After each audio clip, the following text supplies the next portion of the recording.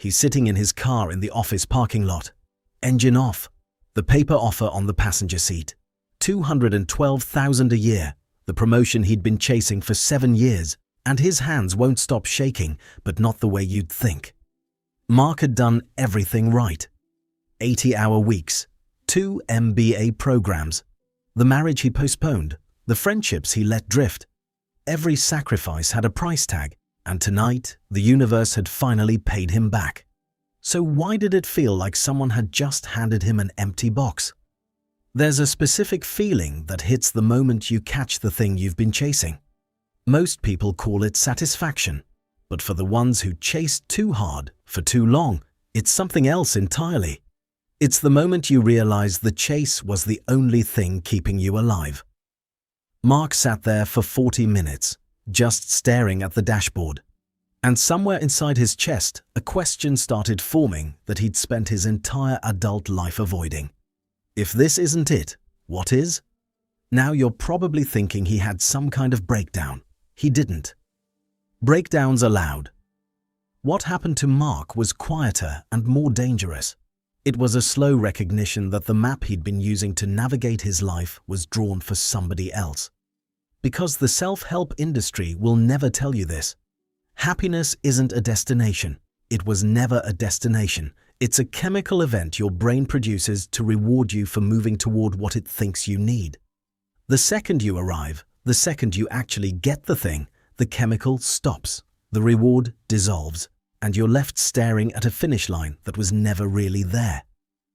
Mark drove home that night the long way, past the apartment he used to live in when he was broke and 24, past the coffee shop where he used to write business plans on napkins, terrified and electric and alive.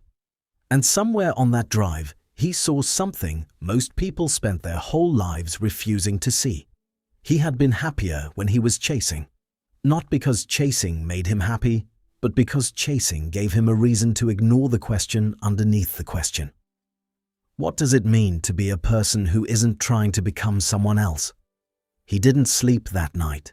He sat on the kitchen floor at 3 a.m. and he wrote a list. Not goals. The opposite. Every single thing he was doing because he thought it would make him happy. And every single thing he was avoiding because he thought happiness was somewhere else. The list was 11 pages long. The next morning, he didn't quit his job. He didn't burn his life down. The people who tell those stories, the dramatic exits, the moves to Bali, they're still chasing. They just changed the target. Mark did something harder. He stayed exactly where he was, in the same job, in the same house, with the same people. And he started doing one thing differently. He stopped asking if he was happy. He started asking if he was present. Because the chase had been hiding something from him for 2 decades. Happiness is a verdict your mind delivers about a moment that's already gone. Presence is the moment itself. One is a story you tell yourself afterward. The other is the thing actually happening right now while you're too busy chasing to notice. 6 months later, Mark was unrecognizable. Not because anything outside had changed. Same house, same job, same offer letter, now framed in his office as a private joke. What changed was the thing underneath everything. The chase had quieted, not because he'd given up, because he'd finally understood what he'd been running from. You don't catch happiness, you stop needing to. The second you stop needing to, really stop, all the way down in the place where you make your decisions, something strange happens. The life you were trying to escape from becomes the life you were always trying to find.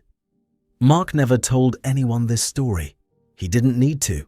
But if you'd asked him on any random Tuesday what changed, he would have smiled the way people smile when they know something they used to be desperate to learn. He didn't find happiness. He stopped chasing it. And the moment he stopped, happiness was already there, waiting in the place he'd been running from his whole life.